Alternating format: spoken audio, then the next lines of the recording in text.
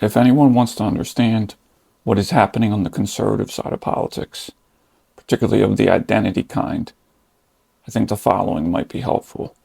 Neither side seems particularly interested in a good faith effort like it, but here it is anyway.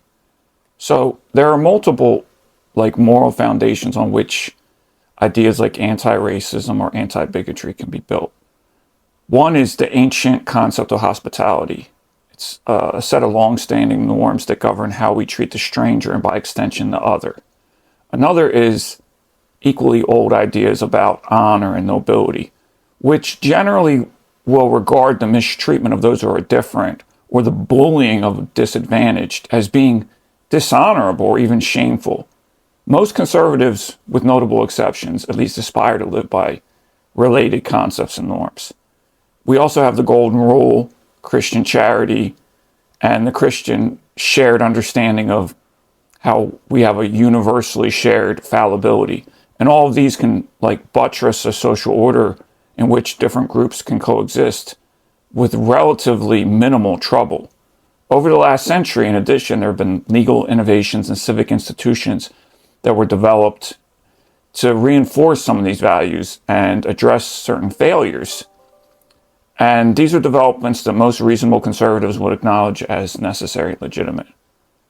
So what is the right rejecting, right? I would argue that they're rejecting the widespread denial that any of these moral, cultural, and religious traditions have had any real value or power in enabling different groups to coexist.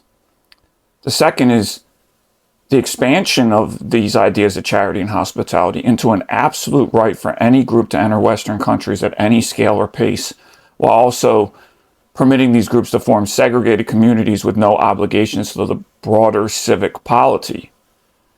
And finally, a just so definition of racism that ignores everything described above and instead cherry picks historical wrongdoing, behavior that does not differ qualitatively in moral terms from that of any other powerful group in human history.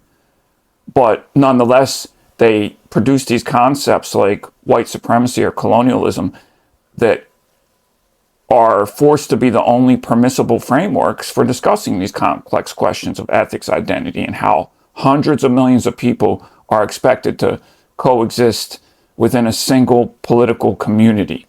If we want to be right, we can ignore what this side is thinking and arguing. But if we actually care about these moral questions, we would consider their thinking very, very seriously. You see, the only other option is war, which can exist on many levels in many ways, but always leads to suffering.